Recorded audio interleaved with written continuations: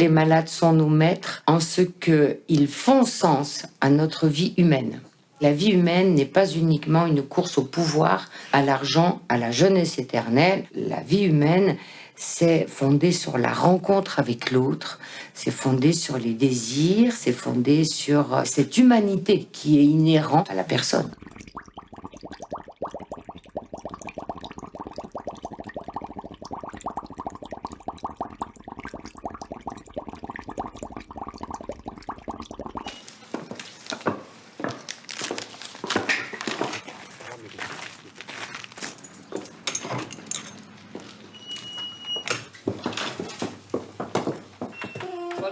Ça, c'est le cadeau d'un patient qui nous a donné une de ses œuvres parce que ça avait du sens pour lui. On est très touchés par ce cadeau-là.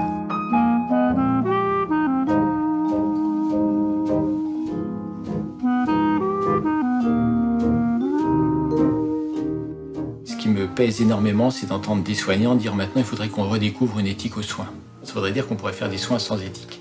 Si un soin que je fais à l'autre n'est pas éthique, je comprends plus. C'est ce que j'appelle en boutade le syndrome de la République populaire du Congo. Si on a besoin de dire qu'elle est république, démocratique et populaire, c'est qu'il y a problème. Donc, il est urgent de réfléchir.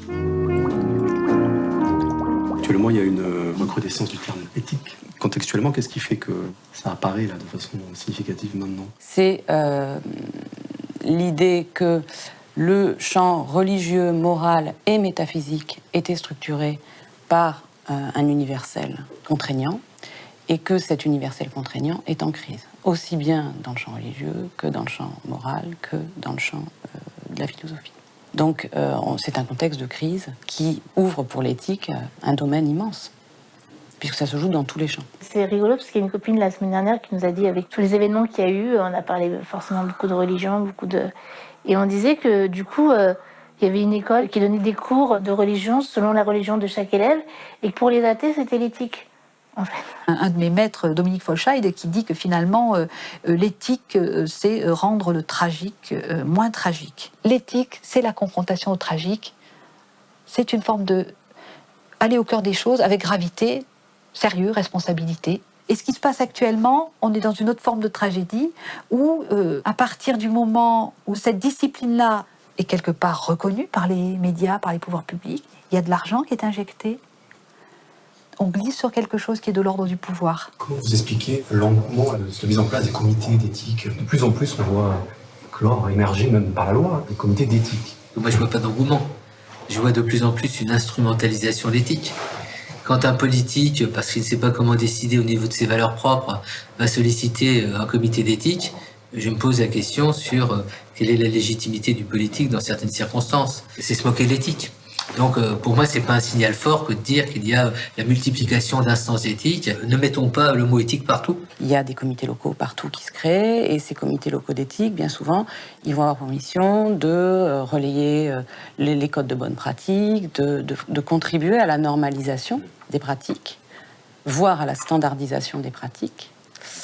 Et donc, du même coup, l'éthique se trouve en porte-à-faux. S'imaginer que des soins peuvent être donnés par des individus interchangeables à des individus définis par leur pathologie caractérisée, c'est une déshumanisation. Je crois que c'est pour ça qu'aujourd'hui, on a cette révolution, c'est-à-dire ce retour à l'éthique. La relation au tragique, c'est la relation la plus grave au cœur du plus essentiel de la vie. Ça appartient à tout le monde, ça appartient à l'humanité, ça n'appartient à personne, ni au Comité national d'éthique, ni aux espaces régionaux éthiques. Comme la mort n'appartient pas aux soins palliatifs, n'appartient pas à la réanimation, n'appartient pas aux morgues, ça fait partie du cœur de la tragédie humaine. On est mortels, on n'est pas des dieux, on n'est pas des immortels. L'éthique, c'est pas des formules, c'est pas des envolées lyriques. Au quotidien, c'est un exercice des responsabilités par des gens compétents. Alors, dans un contexte professionnel, si un professionnel est compétent, il doit être compétent également dans sa capacité de prendre en compte la dimension déontologique ou la dimension morale d'une décision, notamment du point de vue de son impact et de ses conséquences. La responsabilité est ce qui exclusivement m'incombe et qu'humainement je ne peux refuser. Emmanuel Lévinas. Si on part de la distinction entre éthique et morale, la morale kantienne repose sur l'entente d'une loi universelle qui s'impose à tous. La déontologie ça renvoie à un verbe grec qui veut dire ce qu'il faut faire, ce que l'on doit faire. Donc c'est tout à fait prescriptif. Et ce qui la distingue de la morale, c'est que la déontologie renvoie à un métier. L'éthique, précisément, il n'y a pas de loi prescriptive. On est dans un silence de la loi. Je dirais qu'il faut être très attentif, qu'il y ait des expertises menées dans un cadre précis. Vous avez un office parlementaire d'évaluation des choix technologiques et scientifiques, c'est un point. Qu'il y ait des instances de proximité dans les établissements hospitaliers, qui soient saisies de questions difficiles, qu'on en discute, qu'on en débatte. Ça m'intéresse, pour autant que l'argumentation soit pluraliste, collégiale, transparente, avec des gens qui sont vraiment compétents, mais qu'il y ait des décideurs en termes d'éthiciens qui, au nom d'un ayatolisme que je conteste, s'approprieraient une légitimité qui, pour moi, n'est pas fondée d'un point de vue démocratique. Voilà qui m'inquiète. Les morales collectives ou individuelles valent dans la mesure où elles s'accordent avec la morale des droits et des devoirs universels de l'homme. Marcel Cauche. Le mot ethos, éthique, ethos, le mot ethos grec, il a deux sens. Non seulement le sens de la morale, c'est-à-dire le bien vivre ensemble, ou le non, ne pas mal faire avec l'autre, donc ce qui a donné le mot moral ensuite, etc. Et donc ce talent d'être respectueux de l'autre.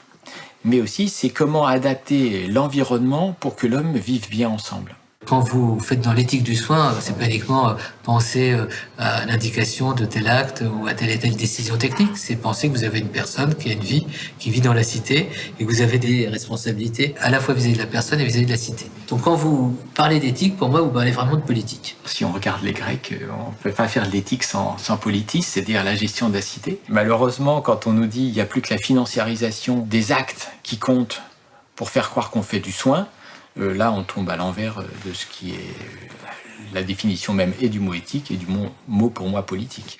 On raconte dans la mythologie grecque qu'un jour, Zeus fit venir à lui Prométhée et Épiméthée pour confier les qualités naturelles aux animaux. C'est Épiméthée qui fait le partage. Il croit avoir été juste, oui, il a donné aux animaux des tas de choses, mais il a oublié l'homme. Prométhée monte sur l'Olympe pour dérober la technique au Dieu, il y arrive, et donner la technique à l'homme, c'est beaucoup l'aider, c'est bien l'aider pour l'aider à trouver sa place dans le monde, mais il n'arrive pas à voler l'art politique. Ça veut dire qu'en matière d'art politique, en matière de justice, de paix, d'attention à la singularité de chaque homme, on sera toujours des bricoleurs. Eh bien, comme disait Claude Lévi-Strauss, le bricolage, c'est-à-dire l'activité non pas mécanisée, mais aux marges, c'est ça qui nous permet de mieux cultiver notre âme. Au début du siècle dernier, Günther Anders, qui était le premier mari d'Hannah Arendt, a parlé de ce qu'on appelle la honte prométhéenne. L'homme a honte devant la machine qui est parfaite, la honte de notre mortalité, justement, de la honte du tragique de la vie humaine, de la honte de notre faillibilité, de notre vulnérabilité. Ce qui se passe, c'est qu'on a d'un côté une révolution industrielle qui réclame une innovation permanente, et de l'autre une espèce humaine qui, aux yeux de Lippmann, n'est pas à la hauteur de cette exigence, et qui a des limites corporelles, psychiques, intellectuelles, morales, qui l'empêchent d'accepter ce flux perpétuel. Donc l'idée, ça va être de s'emparer de l'école, des institutions sanitaires, etc., pour cultiver cette adaptabilité maximale au changement, pour qu'on ait une espèce humaine qui soit la moins déficiente possible en termes de handicap, etc. Le projet n'est pas resté à un stade strictement intellectuel, il a commencé à prendre forme très clairement. Il y a des recherches, les gens y croient qu'on va pouvoir, en tout cas, repousser la mort, que la chair, le corps ne soit pas malade, soit jeune éternellement. Des sociologues, avec Céline Lafontaine et sa notion de post-mortalité, on est au-delà de la mort. Elle parle des cyborgs, du transhumanisme, des recherches sur les nanotechnologies, biotechnologies, informatique et sciences cognitives, les NBIC. Mais en tout cas, il y a quelque chose d'artificiel qui se crée à travers l'artifice de la technologie. Devant nous, il y a toujours une multitude de possibilités techniques. Du même coup, le questionnement peut commencer et l'éthique aussi. La pensée est une activité qui ne se manifeste en aucun cas dans le savoir ou dans la connaissance, mais dans la capacité à distinguer le bien du mal. L'éthique est montée en puissance dans le domaine de la médecine, historiquement en Europe, à partir de Nuremberg. La relation asymétrique médecin-patient, qui jusque-là ne posait pas problème, puisqu'elle était en plus cadrée par le modèle paternaliste. Et donc il y avait une tradition orale, une culture, un compagnonnage, et à travers l'enseignement des bonnes pratiques, il y avait aussi cette dimension de préoccupation éthique. Mais dans un contexte qui était souvent très paternaliste, avec des valeurs souvent même, pour ce qui concerne la médecine française, très catholiques. On avait une éthique très médicale. Cette relation d'asymétrie s'est révélée potentiellement destructrice pour l'avenir de l'espèce. Sur la base de cet effroi, effectivement, a commencé le questionnement éthique, des points de repère aussi, des garde-fous, comme par exemple le consentement éclairé du patient. L'idée que le patient devient partie prenante de tous ces actes de soins, ça effectivement, ça va être posé par la loi de 2002. Le consentement éclairé du patient peut être à la fois un vecteur d'émancipation, de singularisation, contribuant à ce qu'on peut appeler la démocratie sanitaire, et puis en même temps peut devenir un nouvel enjeu d'injonction, c'est-à-dire qu'il y a une sorte d'injonction à ce que le patient prenne activement en main son parcours de santé de manière responsable, en optimisant au maximum son capital santé, si on veut aller vraiment loin, un moyen de standardisation et de contrôle des pratiques, un nouvel outil, pour parler comme Foucault, un nouvel outil pour la biopolitique. On dit qu'il faut laisser le patient vivre, être acteur de sa maladie, mais en fait, on va l'éduquer pour qu'il soit exactement comme on veut qu'il soit. C'est du dressage, c'est plus de l'autonomie du patient. Le concept d'autodétermination à la mode anglo-saxonne qui a été poussé très loin en disant « moi je fais ce que je veux, quand je veux, où je veux, comme je veux », je le dis souvent, c'est l'âge mental, c'est avant 18 mois. Donc c'est l'enfant qui n'a pas encore passé la phase anale. Donc ça me paraît pas être une grande maturation psychique. Et c'est ce quand même vers quoi le grand public voudrait tendre quelquefois. On est encore dans l'idéologie néolibérale du malade autonome. C'est lui qui va avoir le diagnostic, il a son package et il se débrouille. Dans les approches choix, le patient est objet de soins. Alors les soins sont de qualité, sont rigoureux, sont protocolisés, tout ça. Mais ce qu'il en dit, ce qu'il en vit, ce qu'il en sait, on n'a rien à faire. Ou c'est pas premier, non pas qu'on soit indifférent, mais on est centré là-dessus. Soit alors on va être dans des valeurs professionnelles qui vont devenir de la bienveillance, de l'attention et de la sollicitude, ce qui n'est pas rien. Mais on n'a toujours pas mis le patient un peu comme un sujet de droit. 70% des patients ne savent pas qu'ils ont des droits. Et bien on ne les met pas en position de les exercer. La loi du 4 mars 2002 qui dit que tout acte médical doit être fait avec l'accord du patient, elle est de 2002. Ça devrait être inscrit dans la tête de tous les soignants. Je suis toujours surprise quand je forme les soignants de la méconnaissance de ce texte. J'ai l'impression de leur apporter quelque chose qui vient juste de sortir là. Et c'est très important que les soignants le connaissent. Vous êtes un peu fâché. Vous allez sortir bientôt, rentrer à la maison, je vous reverrai après. L'entrée par le droit ne m'apparaît pas pertinent parce qu'on a tous notre permis de conduire, on a tous le code de la route et on fait tous des erreurs. En fait, si on aborde les valeurs professionnelles à partir du droit, n'importe qui peut être soignant. Les valeurs, elles sont pas, c'est pas une injonction. Parce qu'on peut avoir des injonctions et ne pas les suivre. Alors, les valeurs, c'est à développer et c'est quelque chose d'intrinsèque à l'être humain. C'est là où ça diffère de la morale et des choses très précises. Les questionnements éthiques sont fondés justement sur ces incertitudes avec des valeurs fortes qui sont des valeurs d'humanité. On arrête de vouloir sans arrêt ranger les malades qui nous dérangent. Vous allez bien? Non, je vais pas. Ah, qu'est-ce qui se passe? J'ai crevé de faim. Vous crevez de faim. C'est bientôt l'heure du repas. Ne pas avoir de réponse, accepter de poser des hypothèses et accepter de se faire en permanence interpeller par l'autre dans ses questionnements, dans ses comportements, dans ce qu'il met à mal nos certitudes. L'éthique s'oppose à la fixité. C'est quelque chose qui doit se rejouer sans cesse. C'est plus une attitude c'est dans aucun cas une réponse définitive. Je passerai ma vie à questionner et je tomberai amoureuse du point d'interrogation. Niki de Saint-Phal. Je crois que l'éthique suppose une intranquillité.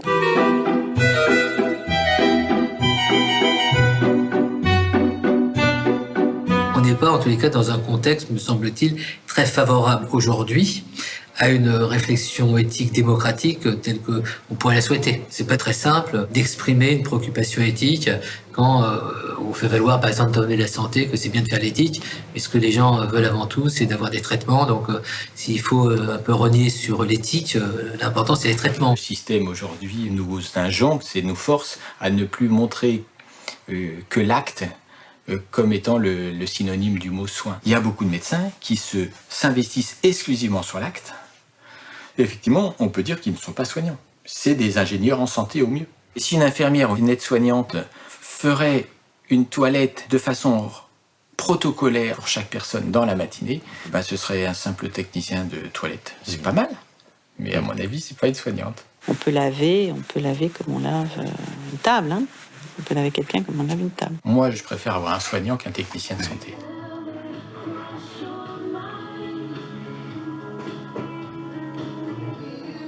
Il faut maintenir cette capacité à faire sens du geste quotidien. Là, c'est un sacré défi aussi dans la modernité où on vous demande d'être efficace, où on vous demande des résultats. On est dans une autre logique.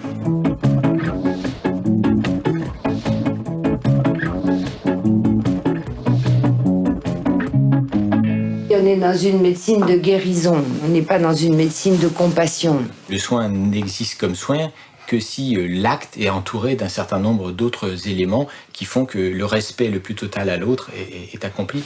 Ça fait partie du soin, ça c'est certain.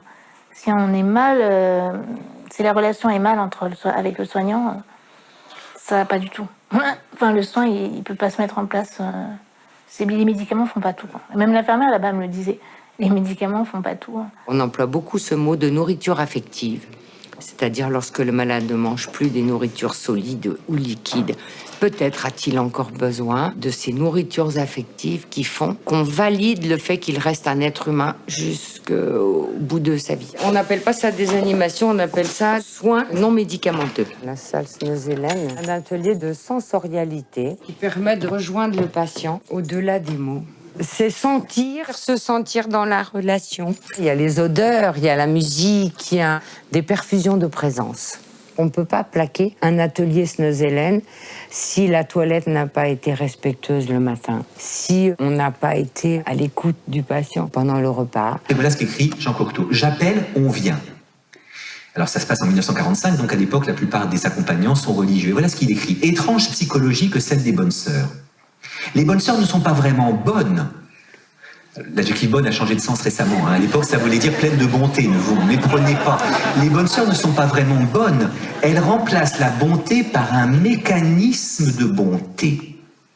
On appelle, c'est un automate vêtu de blanc qui entre dans la chambre, la range et en sort.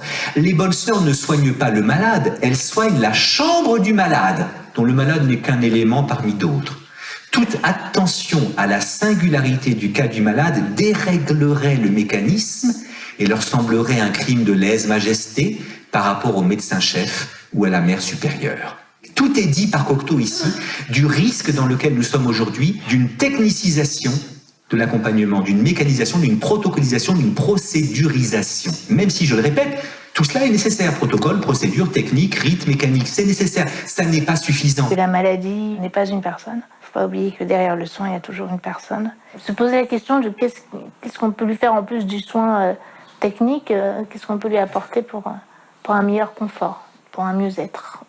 Qu'ils n'oublient pas toujours qu'il y a une personne derrière, quoi qu'il arrive, dans la chambre 202.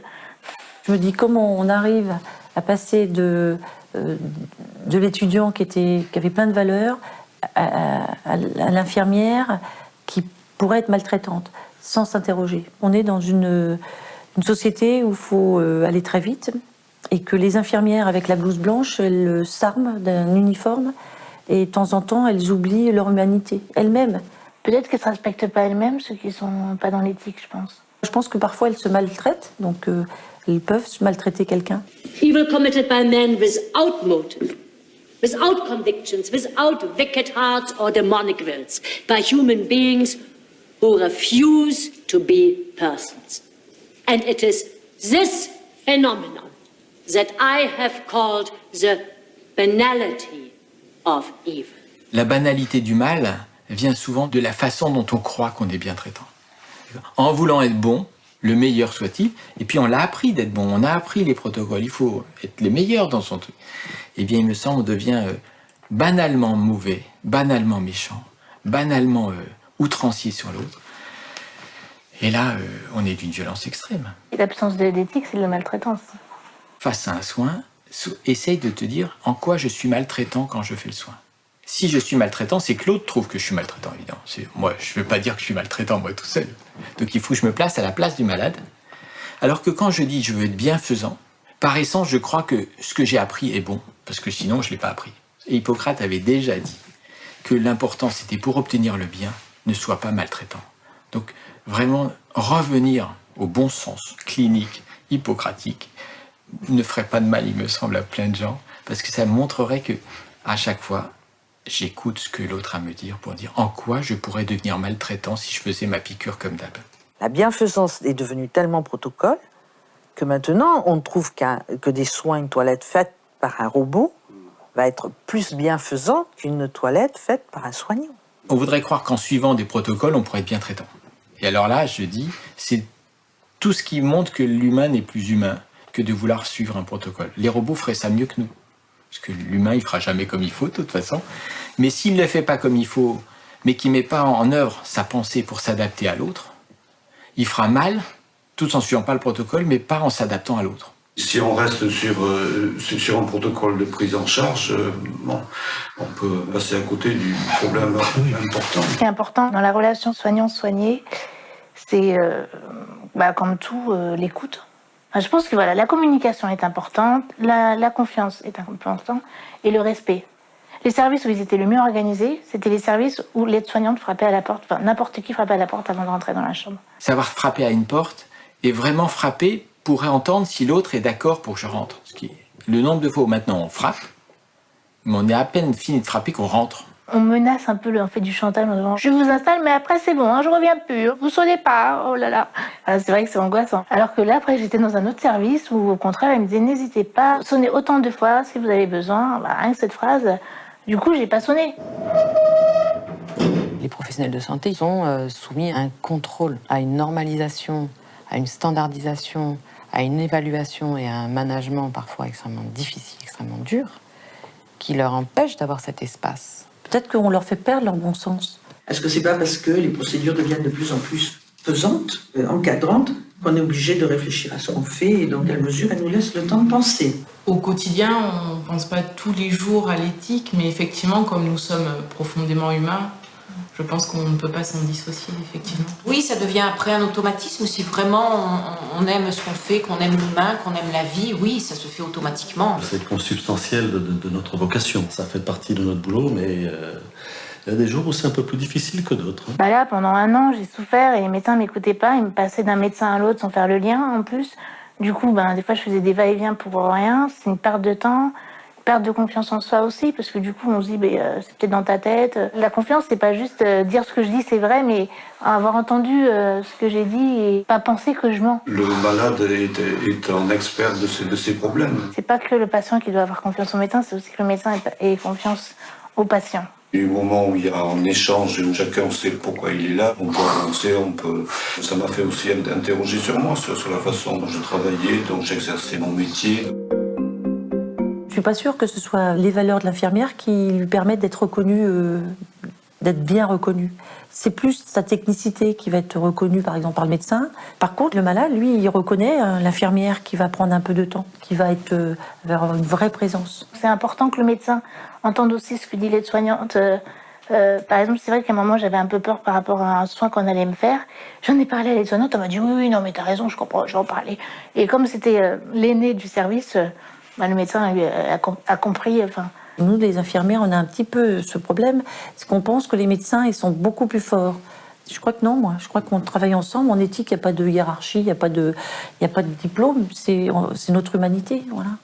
Quelquefois, sous couvert de hiérarchie, sous couvert de recherche de pouvoir, les uns sur les autres, dans tous les sens, eh bien, la discussion n'est pas si simple que ça. Les relations à l'intérieur de nos différentes professions, ce travail de groupe qui est bien sûr hautement souhaitable en théorie, et comment on arrive à le mettre en pratique au quotidien, là aussi, ça demande de la patience, ça demande de la volonté, il en faut, ça demande du temps dont on manque tous. Des fois, il n'y a même pas besoin d'une réunion, il suffit parfois d'un coup de téléphone pour un conseil, même sur un comportement de soi par rapport au comportement du patient, et ça y est, on rétablit le tir. On parle souvent de bonne intelligence, je crois qu'il faut de l'intelligence tout court, la plupart du temps. Oui. L'égalité des droits entre individus est portée par un tissu de réciproque reconnaissance. Jürgen Habermas. Alors la question, c'était Pourquoi il faut le répéter? Parce qu'en fait, il me semble que quand on porte un uniforme blanc, qu'on a des connaissances et qu'on a une pratique vis-à-vis d'un patient très vulnérable, on risque d'avoir une notion de pouvoir importante qui fait qu'on oublie. Est-ce que je suis facteur de libération pour l'autre ou facteur de régression, d'enfermement, d'écrasement? L'homme est essentiellement responsable de ce qui est fragile à tous les niveaux. On a vraiment un risque en tant que soignant, puisqu'on rencontre des personnes uniquement, quasiment dans des situations de vulnérabilité. Peut-être que quand ils ne sont pas malades, ils sont nos supérieurs en vérité. Mais ce jour-là, quand on les rencontre, ils sont en situation de faiblesse, l'incontinence, la détresse psychique, qui peuvent faire qu'on peut se croire supérieur à eux et s'octroyer des droits qu'on n'a pas sur les personnes, oublier leurs droits à eux, le respect de leurs convictions et leur imposer nos convictions de soignants, de ce qu'on a appris dans notre formation, sans tenir compte de ce qu'eux, ils sont. Je ne suis pas, moi, le soignant qui sait, et toi, le malade qui écoute, qui va te laisser soigner. Les soignants auxquels on a affaire, qui ont une véritable fibre éthique, ont l'honnêteté de reconnaître que dans leurs élans compassionnels, de soulager l'autre, d'être auprès de lui, etc., il y a toutes sortes de dangers. D'invasion, d'emprise, de manipulation. L'éthique, c'est la distance aussi. C'est exactement comme ça qu'Aristote définit l'éthique. La réflexion toujours reprise du juste milieu entre l'excès et le défaut, entre le trop et le pas assez. Ça, on l'a dit plusieurs fois à l'hôpital. Alors, quand on a fait le rapport bénéfice-risque, du coup, j'étais ça maintenant, je suis en économie, là. Mais c'était dans l'explication. Et est-ce que vous aviez le choix? Est-ce que j'avais le choix? Bah non. Ah non, à l'hôpital, on n'a jamais le choix. Hein. Qu'est-ce qui se passe quelquefois dans le monde du médecin? C'est que le médecin dit, vous avez cette maladie, le dernier protocole à la mode, c'est celui-là, ou le meilleur. Vous n'avez même plus capacité à dire je. Donc en fait, jamais penser patient objet de soins, mais toujours sujet de soins. Prendre conscience qu'une personne, elle n'est pas diminuée parce qu'elle est malade, quoi. Justement parce qu'elle est malade, il faut peut-être faire plus attention. Et comme nous, quand on est malade, il faut dire aussi, enfin, on peut aussi comprendre que le soignant soit fatigué aussi, ou des choses comme ça, c'est dans les deux sens. Aujourd'hui, je suis soignant. Demain, quand je suis patiente, comment je voudrais qu'on prenne soin de moi? Et qu'est-ce que je voudrais pas qu'on me fasse? Qu'est-ce que je voudrais Donc je ne vais pas le faire aux autres. Et c'est toujours la difficulté, c'est très vrai ce que vous dites, de rester humain en étant soignant, de rester l'être humain qui est frère de celui que l'on a en face, au lieu d'être dans cette position, bien sûr, supériorité, dominant-dominé, oui, bien sûr. L'éthique, c'est la morale en travail. Non pas la morale de situation, mais la morale en situation. Patrick Verspieren. Il y a des problèmes en éthique qui mettent à mal nos propres valeurs. Et c'est la difficulté qu'on est infirmière. Oui. Parce qu'on aimerait bien aider à partir de notre filtre. Oui, très souvent. Donc l'éthique, c'est aussi se décaler de ce filtre. Le patient, il va avoir un choix qui va quelquefois être à l'encontre de nous, ce qu'on pensait le mieux pour lui. C'est-à-dire qu'il y a un traitement, un médecin propose un traitement, nous, infirmières, on va exécuter, on va faire une relation d'aide, on va l'accompagner, et le patient nous dit non, j'arrête. L'éthique, c'est d'accepter qu'il choisisse, lui, d'arrêter, même si nous, on pense que c'est dommage. Je crois qu'il faut que la relation à l'autre, l'écoute de l'autre, le service à l'autre, soit sous-tendu par nos connaissances professionnelles et non pas qu'elles prennent le pas sur le désir profond de celui qui est en face de nous et qui s'en remet à nous, quelque part. On a tellement de connaissances et qu'on aimerait tellement penser qu'on peut faire pour le bien pour le patient, qu'attention de pas lui imposer en fait des choix. Ce serait la définition que je pourrais dire aux étudiants en fait. Le patient n'est pas vous. Voilà. Donc vous allez rencontrer son humanité, sa dignité, et votre rôle c'est de l'accompagner jusqu'au bout, de la naissance à la fin de la vie. Soigner, c'est accompagner l'autre dans ce qu'il est et dans son devenir à lui, et non pas dans le devenir que j'aimerais qu'il soit. Si je le respecte pas dès le départ comme étant dans sa vie, sa nature et dans sa souffrance, pour ce qu'il est et pas pour ce que j'aimerais qu'il soit, je ne suis plus pour moi soignant. Il ne peut pas agir à la place de son malade.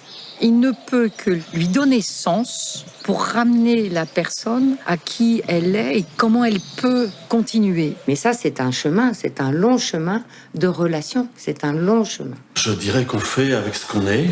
On est fait de contradictions, on est fait de faiblesses, on est fait de difficultés, on est fait de mauvais jours comme de bons. Et c'est bien d'avoir une épine dorsale qui permet justement dans ces mauvais jours de se raccrocher à quelques repères. Et c'est bien aussi lorsqu'on est vraiment, on se sent un petit peu dans la toute-puissance d'être cadré par la fragilité de notre état de soignant et en fin de compte de notre état humain. L'homme n'agit pas comme un animal par l'instinct.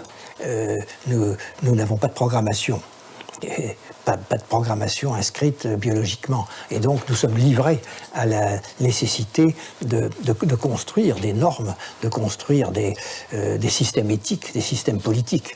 Et cela se fait par la parole. Nous sommes là pour cheminer les uns avec les autres, les uns à côté des autres. Ça nous oblige de passer toujours par la relation avec les mots. Si l'acte n'est pas entouré de paroles, le logos, c'est-à-dire ses capacités à dire des phrases, bien sûr pour expliquer ce que je fais, mais aussi pour essayer de voir si l'autre a compris par ces mots ce que je vais faire ou ce que je fais, c'est-à-dire reformuler. La parole est ce qui fait exister l'autre dans mon propre regard. Si je ne te parle plus,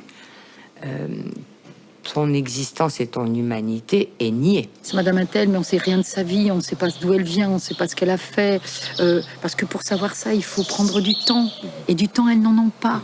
Parce que la richesse de la vie de chaque personne, c'est du temps. L'importance du récit, il est important pour la personne, pour lui permettre de toujours affirmer son identité. Mais en même temps, ça devient un moyen thérapeutique, le récit. C'est le fait que justement, d'utiliser, je dirais, la narration pour réaffirmer le soi, mais le soi dans l'interrelation, c'est-à-dire moi et toi. En éthique, c'est pas des cas cliniques, en éthique, ce sont des histoires cliniques. La pénibilité, elle est lourde pour le patient et pour moi, pour le soignant. Mais si je prends pas quelquefois la capacité de dire l'histoire qui est devant moi, elle est bien plus que l'ulcère que je suis en train de traiter. C'est-à-dire l'histoire de la personne, de cette femme, de cet enfant. C'est qui cet enfant? Ça me donne à penser que je ne soigne pas qu'un ulcère, je réinscris l'ulcère dans une personne qui a une histoire qui a une famille. Si on décide pour une personne malade, il faut penser aussi qu'elle a des proches et que certaines décisions auront un impact aussi sur l'idée que les proches auront de la mémoire qu'ils se feront de leur malade. À partir du moment où il y a un accompagnement de la famille, où on s'accompagne mutuellement dans le lien, c'est quelque chose qui fait vraiment sens pour les soignants parce qu'à ce moment-là, ça permet une expression, là pour le coup, de la dignité humaine. Pas simplement du patient, mais de tout le monde. Ça veut dire qu'on ne peut rien faire sans qu'il y ait une vraie cohésion de sens. Ça ne veut pas dire que tout le monde donnera le même sens sur ce qu'on fera, mais tout le monde peut en donner. Et ça veut dire que l'autonomie que le patient pourrait avoir, c'est une autonomie qui se dirait non pas moi, je, et puis tout le reste, je m'en fiche, mais c'est un jeu qui est en lien avec tous ceux qui sont autour, donc qui prend soin de ses alliances. De qui je suis le proche? Et quand on est soignant, voilà, c'est la grande question. Le paradoxe ou la folie et le bonheur, c'est que votre singularité n'existe que parce que vous êtes en lien avec plein de gens.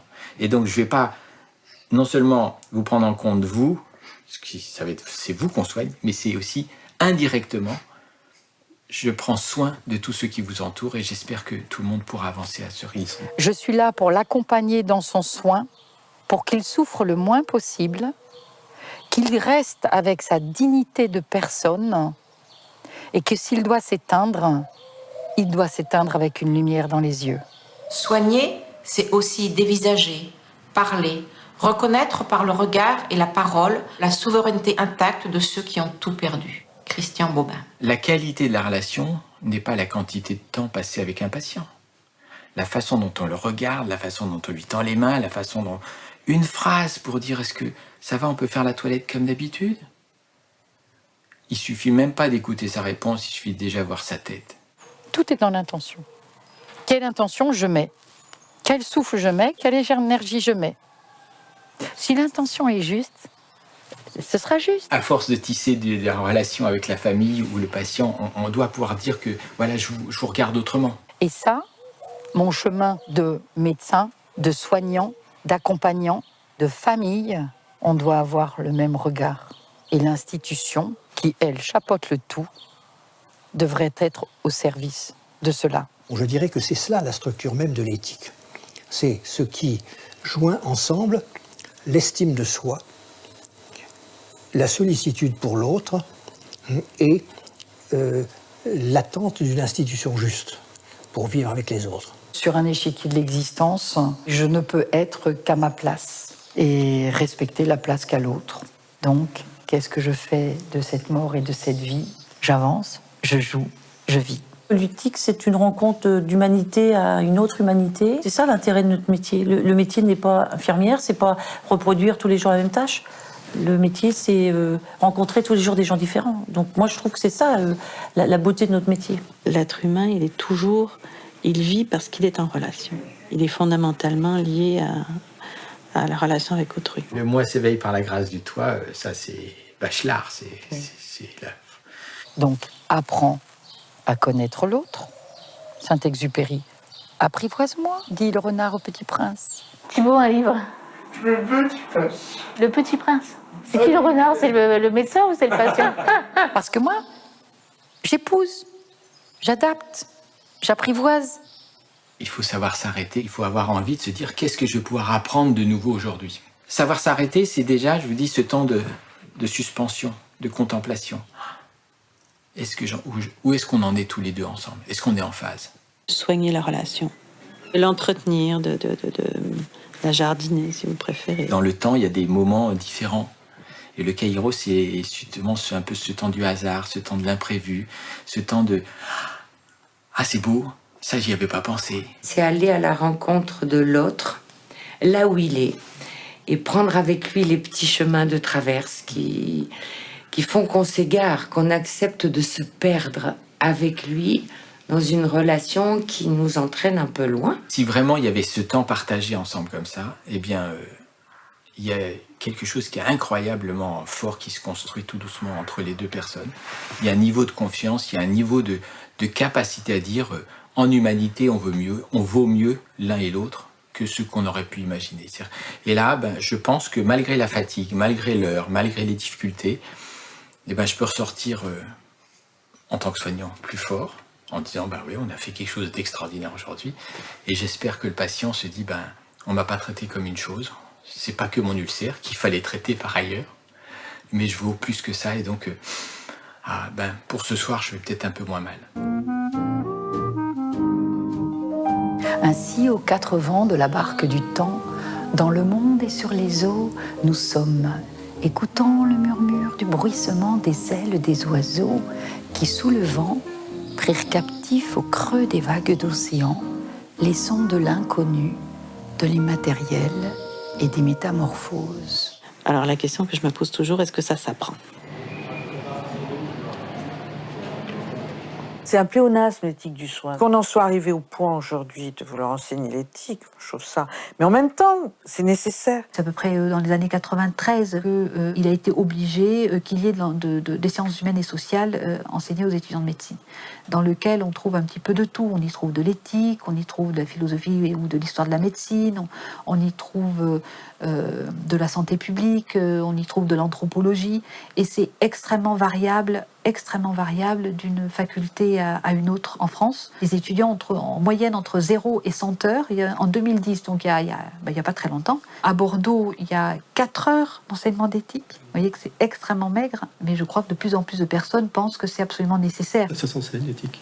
Alors c'est très compliqué, parce que comme il ne s'agit pas d'un corps de doctrine ou d'une liste de prescriptions, la seule manière dont on peut enseigner l'éthique, c'est en considérant que l'objet de notre enseignement, c'est d'apprendre à élaborer un questionnement. On est dans une acceptation de l'incertitude, de l'incomplétude. Et à partir de là, on peut échanger. Et après, les outils vont nous permettre cet échange-là. Donc c'est là que la discipline philosophique trouve toute sa place. Parce que la philosophie, ce qui véritablement structure la discipline philosophique, c'est la construction d'un questionnement qui traverse tous les champs. Pour moi, l'éthique, c'est la mayonnaise qui prend entre la psychanalyse, la médecine, le soin, la médecine clinique et la philosophie. On peut avoir une vision de l'éthique dans une perspective deleuzienne, la situant comme il situe la pensée au carrefour de la philosophie, de la science et de l'art. La philosophie, c'est philein sophia, c'est-à-dire aller vers la sagesse. C'est surtout pas se croire sophiste, c'est surtout à l'envers de celui qui croit qui sait et qui impose à l'autre qui sait. Aujourd'hui, la médecine, c'est souvent des sophistes. J'ai entendu parler, j'ai lu, je suis allé au dernier congrès, alors je sais que ce qui est bon pour vous, monsieur ou madame malade. Et je trouve que c'est intéressant, la philosophie, pour vraiment avoir eu beaucoup d'humilité. Aristote, Platon, ils nous ont dit, attendez, nous on est là pour construire de la réflexion, le doute. Cette capacité à discerner dans le doute ce qui est le moins mal, avec l'autre. Je pense que c'est absolument fondamental que l'éthique puisse être comme ça accessible à tout le monde. Et je pense que tout le monde doit faire de l'éthique et tout le monde fait de l'éthique. Comme Jourdain faisait de la prose sans le savoir, tout le monde fait de l'éthique sans le savoir. Beaucoup de praticiens ont une attitude éthique sans avoir eu la moindre formation. Maintenant, c'est dangereux de faire ce pari a priori et donc il faut donner un maximum d'étayage pour que cette attitude soit renforcée, aidée, nourrie, parce qu'elle est très difficile à tenir. Il y a assez de lumière pour ceux qui ne désirent que de voir, et assez d'obscurité pour ceux qui ont une disposition contraire. Pascal. Arrivant dans une équipe qui est en conflit ou en tension face à une malade ou un malade qui pose des soucis, mais au sens philosophique du terme, ça me perturbe. Si on ne s'est pas frotté à la discussion, si on n'a pas compris ce que c'était que les différentes justices, les différents types d'autonomie, on ne peut pas apporter grand-chose à l'équipe qui patauge. Il faut des outils pour penser. Mais ce n'est pas parce que je sais de quoi et comment est fabriqué un marteau que je saurai m'en servir. C'est-à-dire qu'on a besoin d'un minimum de culture et de connaissances. On n'a pas besoin d'avoir la même connaissance du marteau que le fabricant du marteau. Et par contre, savoir se servir avec adresse d'un marteau, c'est de l'exercice. La philosophie sans pratique, ça n'a pas de sens. Il faut qu'on travaille avec le cœur de la souffrance réelle de la vie humaine. Le mal ne peut pas être à la fois banal et radical. Le mal est toujours extrême, jamais radical. Ce qui est radical, c'est uniquement le bien. Il serait redoutable de créer des hommes qui sont en évitement constant de la souffrance. Il ne faut pas rêver. On aura à passer par des moments difficiles. Et ce qui est important, c'est de donner aux élèves un goût de l'effort et du difficile comme passage nécessaire pour arriver à un niveau où on voit, prenons les randonneurs, des beaux paysages. Quand vous êtes confronté aux réalités humaines du soin, à la souffrance, aux peurs, aux craintes, vous êtes dans des dimensions qui ne sont pas que rationnelles. Ça peut être des valeurs religieuses, ça peut être des valeurs d'un idéal quel qu'il soit, professionnel, philosophique, politique, enfin voilà, citoyen. Il est tout à fait essentiel dans une approche de ne pas y renoncer, de ne pas les négliger. Il y a une dimension spirituelle dans le soin. C'est quelque chose qui élève l'homme et qui fait qu'il faut que nous soyons en capacité de nous interroger sur le sens que nous donnons à ce soin. Éthique, c'est sens. Éthique, c'est, pour moi, c'est être en adéquation, pensée, parole et acte, en tout jour, en tout lieu et en toutes circonstances.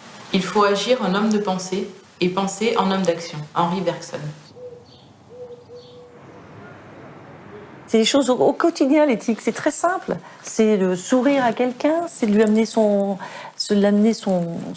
plateau. Les vrais philosophes, dans mon histoire personnelle, sont les soignants que je rencontre au quotidien. Parce que là, ça fait des grands discours, mais en fait, l'éthique au quotidien, c'est des choses toutes simples, mais qui touchent le patient. La créativité au quotidien. Et les choix économiques, les choix rationnels, les choix gestionnaires, de plus en plus, évincent toute cette créativité, ce sens du bien commun. Le fil de la vie. Ouais, c'est ça, votre fil de la vie. Il y a des liens, il y a des liens qui sont tissés, d'autres qui sont éméchés, d'autres des fils qui sont coupés, c'est une très belle chose. L'éthique, pour moi, c'est l'art de la complexité. Mais ça veut dire que on résume jamais l'homme à une somme des parties, mais toujours à ce qu'il vaut plus que cette somme des parties. C'est un peu comme la démocratie. Si on s'attache à la définir, on s'en sort pas. Ce qui est important, c'est de s'attacher à bien comprendre les conditions qui font que ça peut se vivre. Une ambiance où l'humanité peut germer, peut s'épanouir. Plus que l'apprentissage, on va être dans le champ de la transmission. Et l'étudiant, en général, avant d'être dans le questionnement éthique, il est dans le jugement. Ah, l'infirmière, elle a fait ci, elle a fait ça. Donc, ce qui est intéressant, c'est d'essayer que nous, on ne juge pas, qu'on réfléchisse, qu'on amène la réflexion. Mais comment j'amène l'étudiant remobiliser les valeurs qu'il a? On nous a dit, moi ça m'a marqué, c'est vous qui choisissez le soignant que vous allez être. C'est pour ça que la dernière fois, on avait travaillé le bon sens de Bergson. Il y a besoin d'avoir une base commune minimale de culture. Jamais cette culture ne sera bien utilisée si on ne sait pas promouvoir le bon sens. Vous avez du bon sens quand vous arrivez, gardez-le. Je me suis rendu compte que ça nous permettait de se remettre en question, de se dire est-ce que vraiment ce que je pense c'est bien ou mal ou je sais pas ou voilà moi ça m'a appris ça aussi. L'éthique, ça va vous permettre de ne jamais vous sentir acculé. Cet engagement-là, il va nécessiter qu'on travaille jamais seul, mais en équipe. Travailler en groupe, avoir le droit de penser différemment, mais donner un sens au collectif tout en étant différent. Cette capacité à discerner, c'est-à-dire discerner, ça veut dire séparer les évidences.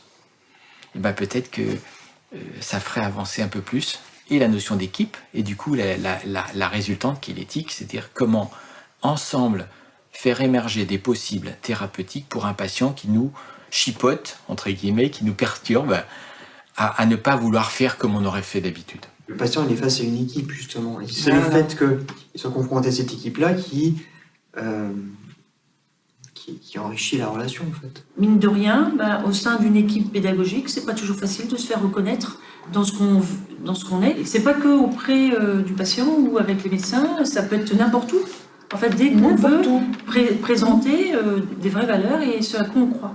Être responsable, c'est prendre des décisions qui engagent celui qui les prend. C'est-à-dire une éthique qui n'esquive pas les conflits. Roland Gori. C'est quand il y a conflictualité de valeurs que l'éthique commence. C'est quand il y a un ensemble, un fouillis même, un chaos de prescriptions qui s'entrechoquent que le questionnement éthique commence. C'est important parce que sinon on est dans le consensus mou, où on s'oblige à être tous d'accord, c'est-à-dire on nivelle les opinions.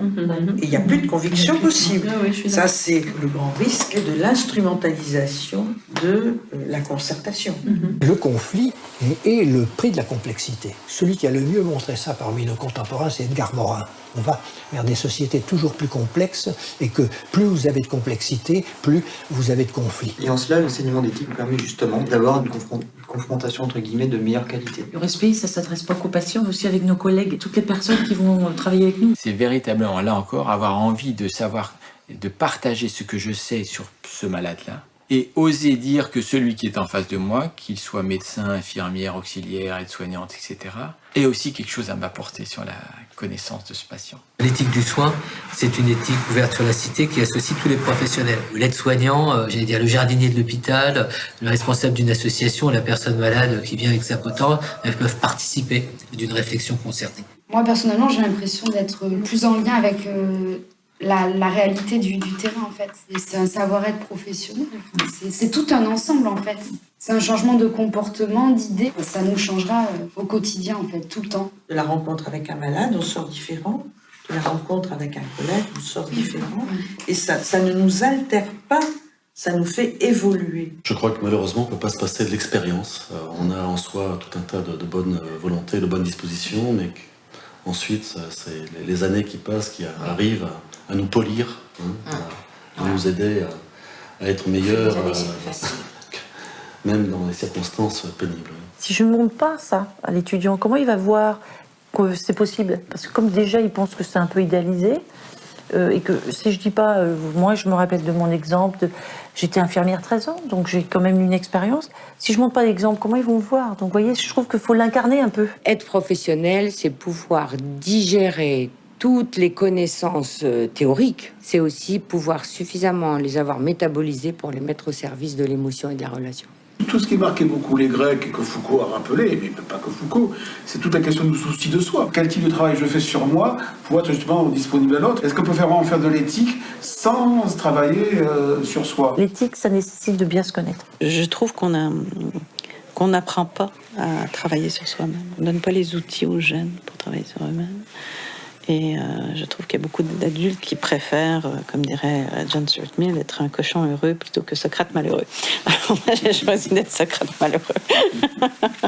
Vivre bien avec et pour les autres dans des institutions justes et s'estimer soi-même en tant que porteur de ce vœu. Paul Ricoeur. Et que le gain, c'est en même temps un épanouissement de soi et une fierté d'être soi. Alors qu'au fur et à mesure qu'on fait des concessions, au fur et à mesure qu'on perd ses illusions, au fur et à mesure on perd l'estime de soi et on peut arriver dans le soin à des situations de honte. Et la honte, ça coupe la parole. L'éthique, ça permet, je pense, aussi de conserver ses valeurs sans en avoir peur, sans en avoir honte, sans les égratigner. Le fait de pouvoir parler, ça les conserve et si on les conserve, on est d'autant mieux avec soi-même, forcément mieux avec les autres. Donc on apprend finalement à être soi. L'éthique au sens d'Aristote, c'est la méiotique. C'est l'art de l'accouchement. L'accouchement de soi-même. C'est une maternité prête à s'envoler pour pouvoir enfin donner la vie et être la vie et sa vie. Et pour cela, elle ne doit rien oublier des failles et des cicatrices qui la construisent. Ces failles la sous-tendent et deviennent l'ossature de ses ailes. Elles sont invisibles et elle peut les porter justement parce que elle les a acceptées et qu'elle peut aller maintenant et faire le pas, franchir. Pour moi, on peut soigner les gens de façon singulière et personnalisée. Parce que ça nous demande un engagement, ça nous demande de l'énergie, mais je pense que c'est ça qu'on doit faire. Mon modèle pour moi, c'est véritablement le praticien, c'est-à-dire la personne engagée qui ne déserte pas, qui va sur le front, souvent des situations que personne ne veut véritablement vivre ou assumer. Ces professionnels, pas tous mais beaucoup, sont des représentants avancés de ce que sont les valeurs de notre démocratie. Ils les défendent au quotidien, souvent dans un contexte d'indifférence générale et d'anonymat. Ça fait 30 ans que je suis infirmière et ça me passionne, enfin, j'adore. Pour moi, ce sont vraiment des héros et qu'il ne faut surtout pas négliger comme on le fait aujourd'hui. Finalement, le soin, c'est une expression de la résistance. Il faut militer pour la place de chacun, quelles que soient ses limites, ses handicaps, ses blessures, ses faiblesses. On ne peut pas être Mère Teresa, moi je dis. On ne peut pas être Mère Teresa. Parce que ça, c'est l'amour universel. Déjà, si on a la bienveillance, c'est déjà pas si mal. Déjà, si tout le monde exerçait une bonne volonté bienveillante envers les autres, le monde irait déjà un peu mieux. C'est difficile parfois, vous avez parfois l'impression d'être incisif, mais j'espère que de même que Camus avait imaginé un Sisyphe heureux, je peux imaginer un accompagnant heureux. On est bien soigné quand même.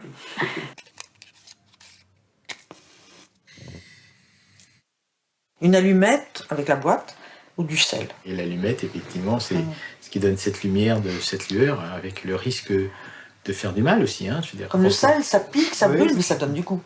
Exactement. On va pour le sel. So do you think we need to disobey? That's one of the key for the future?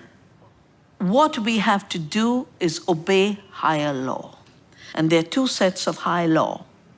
One law comes from the earth, the laws of Gaia, the laws of diversity, the laws that we must protect the earth and all her resources and all her gifts. And anything that comes in the way of our duty to the earth must not be cooperated with, because there's this higher law that we must obey. The second is the set of laws that comes from human rights, from democracy, from our constitutions. And any law that interferes with our being human, with our being fully free and independent, must also not be cooperated with.